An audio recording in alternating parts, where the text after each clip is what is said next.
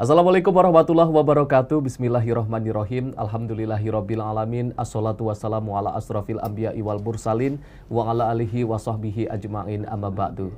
Pemirsa Simplo TV dimanapun Anda berada, bagaimana kabarnya Anda hari ini? Semoga selalu sehat dan insya Allah senantiasa dalam lindungan Allah Subhanahu wa Ta'ala. Puji syukur kehadirat Allah Subhanahu wa Ta'ala. Alhamdulillahirabbil alamin. Pada pagi hari ini saya Arif Rifai bisa kembali menemani dan juga menjumpai pemirsa Simplo TV semuanya dalam program Islam Penuh Cinta, Penyejuk Hati, Penyegar Iman. Selawat beserta salam semoga tetap tercurah limpahkan kepada junjungan kita Nabiyana wa Rasulana Muhammad Sallallahu Alaihi Wasallam yang kita nantikan syafaatnya kelak di yaumil qiyamah, dan semoga kita termasuk dalam umatnya yang senantiasa istiqomah dalam menjalankan sunnah-sunnahnya. Pemirsa Simplo TV, seperti biasa saya tidak sendiri karena saya sudah ditemani oleh Bapak Ustadz Ahmad Haris Riswanto. Assalamualaikum Pak Ustadz. Waalaikumsalam warahmatullahi wabarakatuh. Sehat Pak Ustadz? Alhamdulillah sehat. Mas Arif semangat. Semangat dan juga sehat Pak Ustadz. Alhamdulillah. Hari ini kita akan membahas tema terkait dengan anugerah terindah. Akan kita bahas secara lengkap dalam Islam Penuh Cinta, Penyejuk Hati, Penyegar Iman. Anugerah terindah, ini menjadi tema yang akan kita bahas pada pagi hari ini. Apa itu anugerah terindah dan bagaimana mendapatkan anugerah terindah tersebut? Ini yang akan langsung dijawab ataupun dijelaskan secara lengkap oleh Bapak Ustadz Ahmad Haris Riswanto. Kami persilahkan Pak Ustadz. Baik. Assalamualaikum warahmatullahi wabarakatuh. Waalaikumsalam warahmatullahi wabarakatuh. Alhamdulillahi alladzi arsala anbiya'a dzawi fatanah bisidqi wat tablighi wal amanah. Summassalatu wassalamu ala taha Rasulillah wa ala alihi wa ashabihi wa man tabi'a rusydah, amma ba'dah. Saudaraku pemirsa Simplo TV dimanapun berada, juga Mas Arif, semoga Allah terus mengaruniakan semangat kita dalam menjalani tugas-tugas harian kita. Amin ya rabbal alamin. Pembicaraan kita pada kesempatan yang berbahagia ini adalah anugerah terindah. Allah menganugerahkan karunia kepada hambanya begitu luar biasa. Cuman bagi kita, umat akhir zaman ini, anugerah terindah bagi umat manusia adalah diutusnya Nabi kita Muhammad Sallallahu Alaihi Wasallam. Betapa kalau kita baca dalam karya-karya literasi klasik, itu banyak para nabi atau umat-umat yang terdahulu rasanya ingin sekali menjadi umat Nabi Muhammad, karena betapa umat Nabi Muhammad itu umat yang diistimewakan, yang dianugerahi anugerah yang terindah sepanjang sejarah kehidupan manusia, yaitu dilahirkannya Nabi Muhammad Sallallahu Alaihi Wasallam. Loh, apa korelasinya? Kok bisa?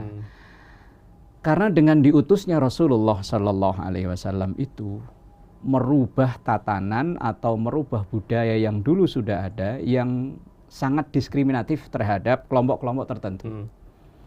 Misalnya kita kalau flashback ke sejarah, sebelum diutuskannya Rasulullah Sallallahu Alaihi Wasallam, kaum yang sangat termarginalkan adalah perempuan, wanita. Wanita itu saat itu hanya dianggap sebagai pelengkap hidup saja. Kalau bahasa orang Jawa dulu, konco wingking, teman di belakang aja. Nggak ada kesempatan sedikit pun untuk wanita itu maju ke depan. Karena nggak ada ceritanya wanita itu yang ada kesempatan punya karir tertentu, apalagi menduduki jabatan tertentu, nggak ada. Itu pra-Islam. Bahkan yang sangat menyedihkan itu, saya pernah membaca satu tulisan dalam kitab Syarafu Ummati Muhammadiyah. Itu wanita apabila dia menstruasi, itu nggak boleh kumpul dengan keluarga besarnya. Jadi diisolasi kayak dulu masa-masa COVID gitu, dibikin ruangan khusus, disuruh tinggal di situ. Nanti kalau selesai masa menstruasinya, baru diizinkan kembali ke keluarga besar itu. Tapi begitu Rasulullah Sallallahu Alaihi Wasallam datang, diskriminasi terhadap wanita itu dihilangkan jauh-jauh. Bahkan ada sampai satu hadis, walaupun hadis ini dianggap oleh sebagian ahli hadis dhaif, dikatakan Rasulullah dengan bangganya menyatakan bahwa an-nisa'u imadul bilad, wanita adalah tiang negara. Fa in soluhat soluhal bilad wa in fasadat fasadal bilad. Kalau wanita ini baik, maka akan baiklah satu negara. Tapi kalau wanitanya rusak, akan rusaklah satu negara. Ini bentuk pembebasan diskriminasi terhadap perempuan. Maka anugerah terindah bagi kaum wanita ya lahirnya Rasulullah Sallallahu Alaihi Wasallam. Dulu sebelum Islam, bahkan sebelum wanita lahir itu pun udah ada diskriminasi.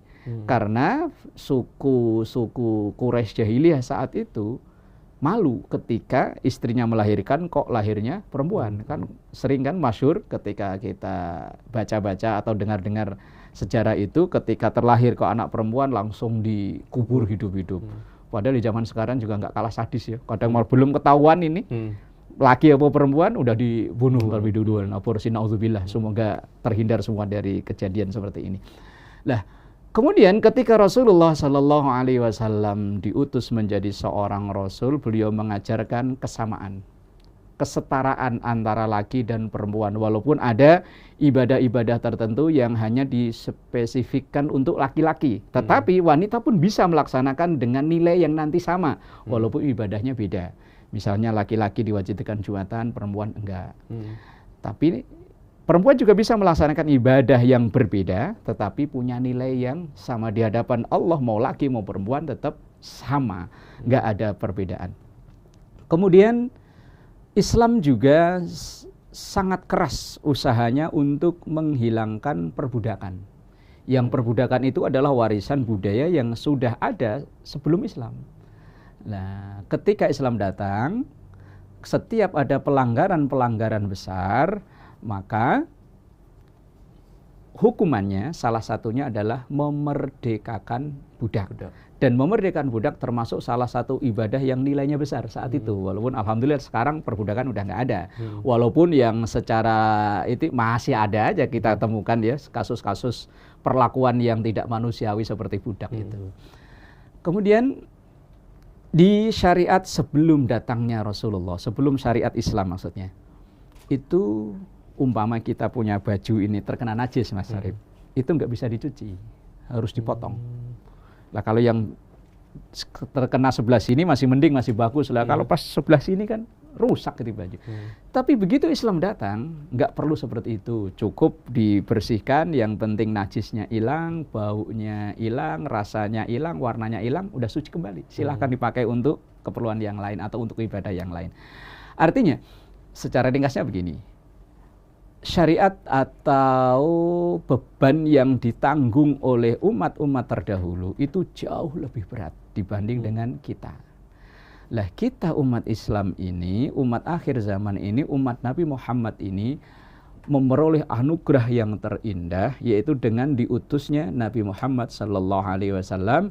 Maka dalam ayat Quran disampaikan, wa ma arsalnaka illa rahmatan lil alamin, dan kami tidak mengutus engkau wahai Muhammad kecuali membawa rahmah, menebar kasih sayang, membawa anugerah lil alamin untuk seluruh umat manusia.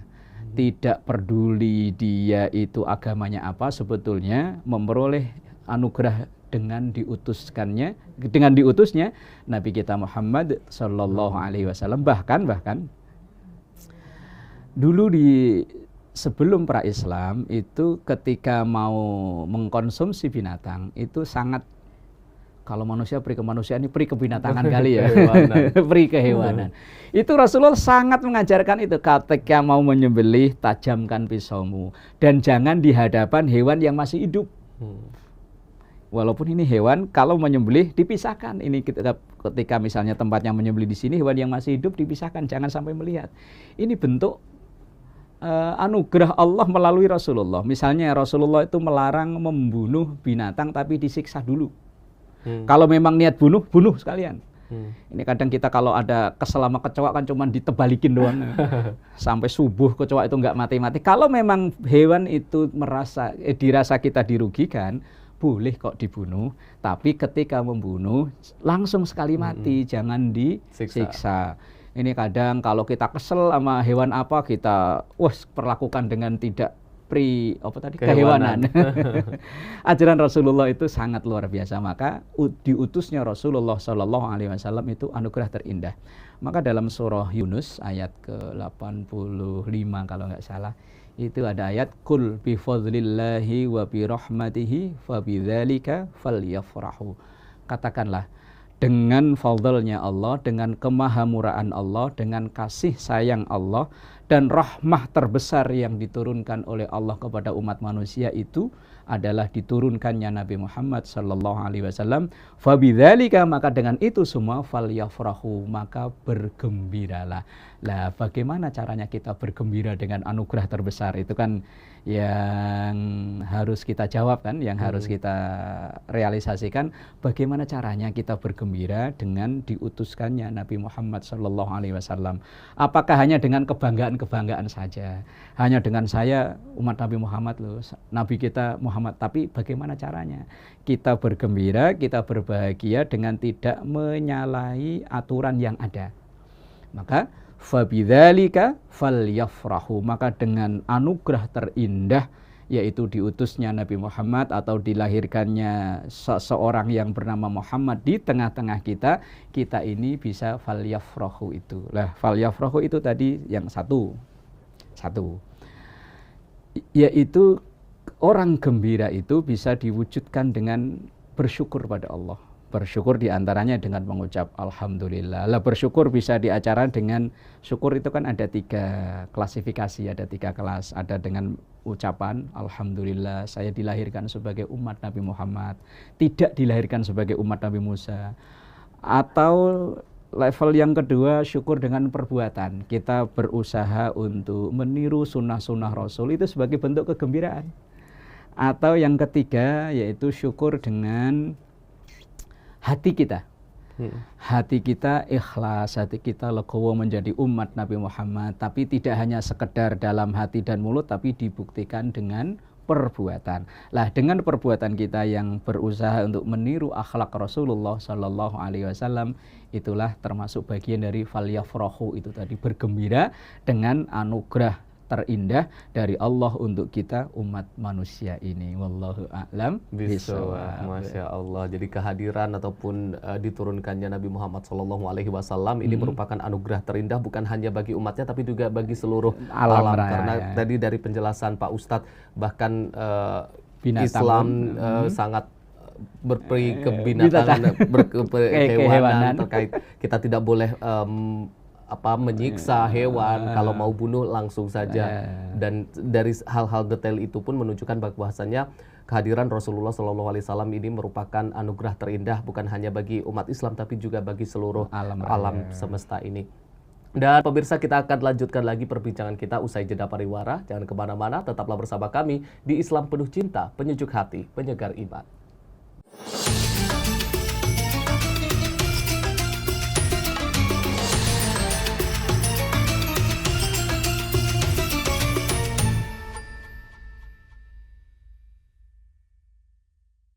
Pemirsa, Anda kembali menyaksikan Islam Penuh Cinta, Penyejuk Hati, Penyegar Iman. Masih membahas tema kita pada hari ini terkait dengan anugerah terindah. Tadi Pak Ustadz telah menjelaskan bagaimana kehadiran Rasulullah SAW ini merupakan anugerah terindah bukan hanya bagi umat Islam namun juga bagi seluruh alam semesta ini. Tapi Pak Ustadz, kalau kita berbicara terkait anugerah terindah ini, selain kehadiran Rasulullah SAW, apakah ada anugerah-anugerah lain yang mungkin kita sebagai umat Islam perlu syukuri atau tanpa sadar ini merupakan bentuk anugerah dari Allah Subhanahu wa Ta'ala? Baik. Saudaraku pemirsa Sinpo TV dimanapun berada, juga Mas Arief, selain diutusnya Rasulullah SAW untuk kita umat akhir zaman, apakah ada anugerah-anugerah lain? Enggak terkira, Mas Arief. Wa in ta'uddu ni'matallahi la tuhsuha. Kalau kita seandainya mau ngitung-ngitung karunia Allah, anugerah Allah, enggak mungkin bisa ngitung. Cuma dengan hadirnya Rasulullah SAW itulah membawa anugerah-anugerah lain. Anugerah utama Rasulullah. Lah, anugerah itu kemudian didatangkan oleh Allah atau dikaruniakan oleh Allah kepada kita dengan wasilah diutusnya Nabi Muhammad SAW. Misalnya, anugerah terindah yaitu iman atau keimanan atau ketakwaan, keislaman yang ada dalam diri kita. Lah, kita tahu ini iman, ini Islam, ini takwa kan dari Rasulullah Sallallahu Alaihi Wasallam. Nah, keimanan yang ada dalam diri kita atau ketakwaan atau keislaman ini secara tidak langsung kan melalui hidayah. Lah, hidayah itu bisa memang bawaan, Karena kita bapak ibu kita Islam, kemudian kita ikut Islam. Ada yang memang dari lingkungan, ada yang mungkin dari bacaan dan lain sebagainya.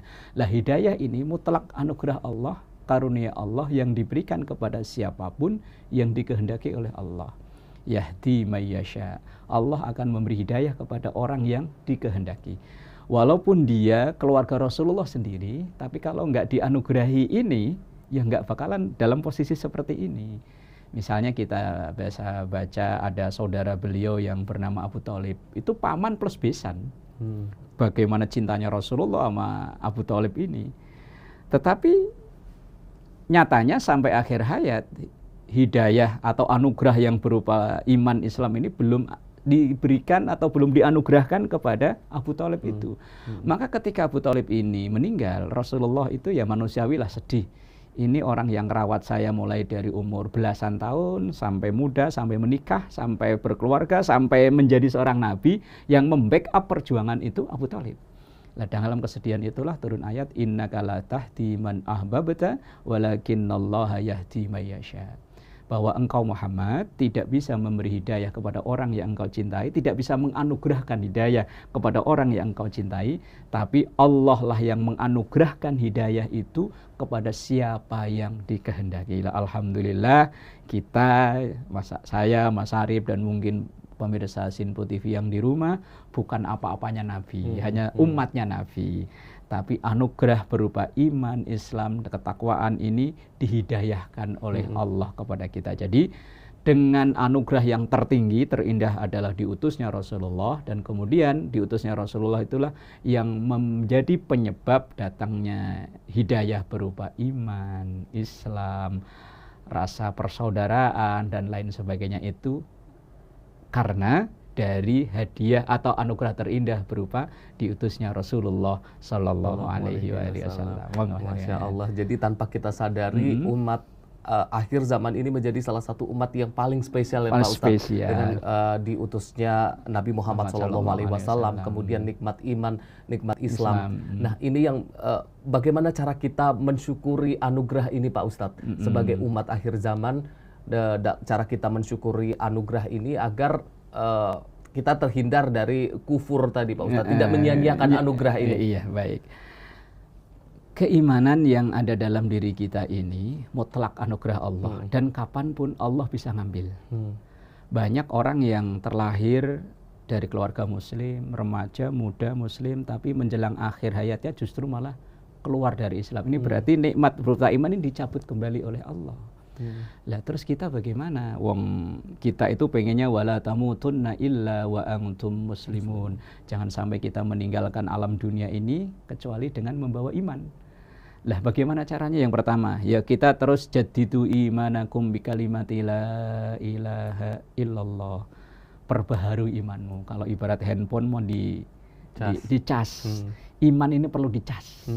Lah cas ini biar baterai handphonenya kuat, bisa dipakai untuk macam-macam, ya dicas perlu sering-sering selalu dicas. Lah ngecas iman itu dengan jadidu imanakum bi kalimati la ilaha illallah, yaitu dengan mengucap kalimat la ilaha illallah. Karena inilah afdhalu dzikri, zikir yang terbaik mengucap la ilaha illallah. Setiap saat, setiap waktu, kecuali di tempat-tempat yang memang tidak diperkenankan membaca itu, silahkan membaca itu. Karena inilah dalam rangka untuk memperbarui iman, untuk mengecas iman kita agar nggak lowbat.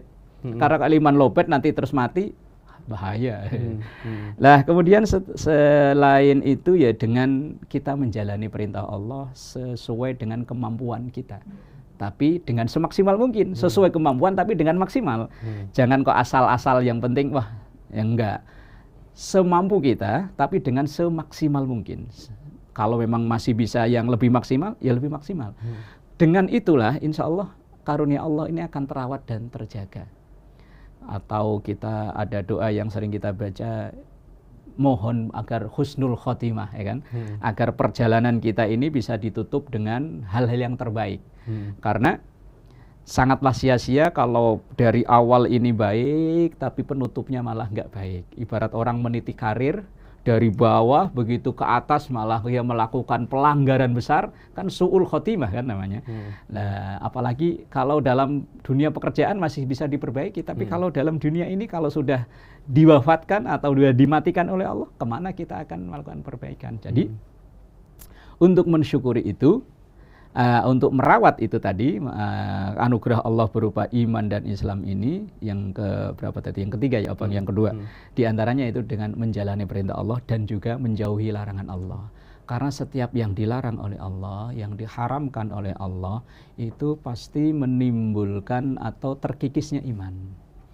Iman itu kan kalau dilihat dari sisi fluktuasinya ya, perubahannya itu kan yazidu wa yanqus. Ada kadang naik, kadang turun. Naiknya iman itu dengan ketaatan yang kita lakukan, turunnya iman dengan kemaksiatan yang dilakukan. Maka sebisa mungkin kita menghindari maksiat dan jangan menyepelekan maksiat. Dosa kecil ini nggak apa-apa. Iya kecil, tapi kalau terus menerus dalam peribahasa itu sedikit-sedikit lama-lama menjadi bukit. Kalau dalam kalimat bahasa agama itu laisas saghair ma'al istimrar wa laisal kabair ma'al istighfar.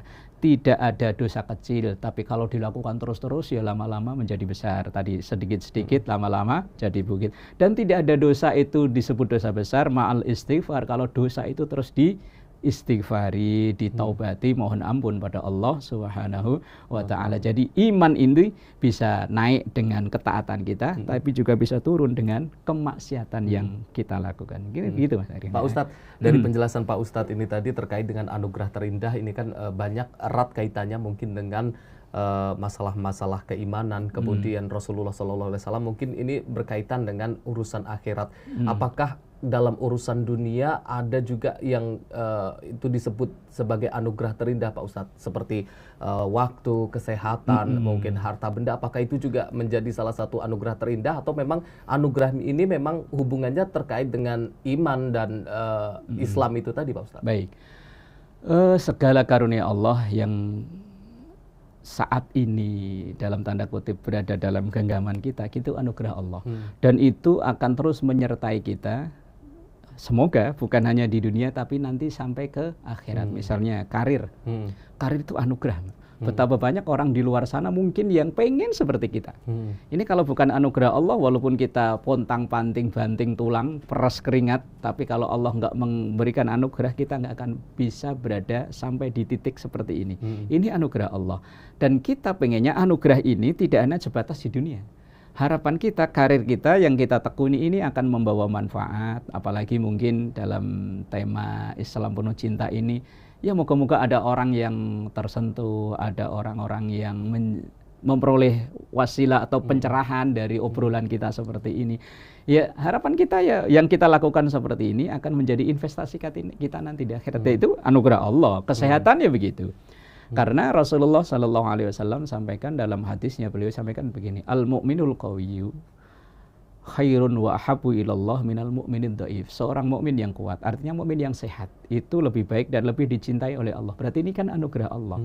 Lah kita pengennya kesehatan kita ini akan menjadi investasi modal kita untuk menanam investasi ke akhirat, yaitu dengan kita bekerja dengan maksimal, beribadah dengan maksimal, jauhi kemaksiatan dengan maksimal. Lah itu ya bermodal dari kesehatan itu. Terus kemudian harta benda, keluarga, itu anugerah loh.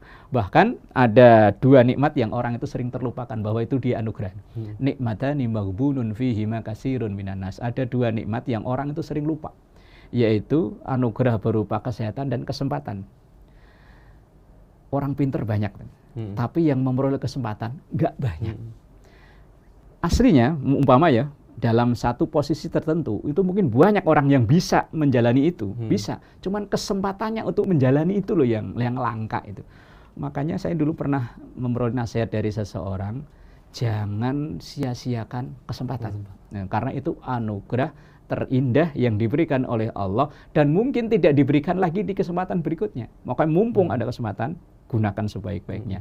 Dan itu termasuk anugerah. Wallahu a'lam Bisa, bishawab. Masya Allah. Terima kasih Pak Ustadz terkait dengan penjelasan anugerah terindah, dan kita tentunya sebagai umat Nabi Muhammad SAW dan juga umat manusia senantiasa harus mensyukuri anugerah-anugerah yang telah diberikan oleh Allah Subhanahu Wa Taala terkait dengan diturunkannya ataupun diutusnya Rasulullah SAW, kemudian anugerah iman Islam, bahkan anugerah yang berkaitan dengan dunia, waktu, kemudian kesehatan dan harta keluarga. Ini senantiasa kita syukuri agar mungkin anugerah-anugerah yang bersifat keduniaan ini bisa nantinya kita bawa sampai ke akhirat. Sekali lagi terima kasih Pak Ustadz, dan juga terima kasih untuk pemirsa Sinpo TV yang sudah menyaksikan kami dari awal hingga akhir. Jangan lupa terus saksikan Islam Penuh Cinta setiap hari jam 4:30 pagi hanya di Sinpo TV. Saya Arif Rifai mewakili seluruh kru yang bertugas. Mohon maaf apabila ada kesalahan. Billahi taufik wal hidayah. Wassalamualaikum warahmatullahi wabarakatuh. Astaghfirullahaladzim lakal ma'bud ya dzal jalali wal ikram. Rabbana taqabbal minna innaka antas samiul alim wa tub alaina innaka antat tawwabur rahim. Sallallahu ala sayyidina Muhammad walhamdulillahi rabbil alamin. Assalamualaikum warahmatullahi wabarakatuh.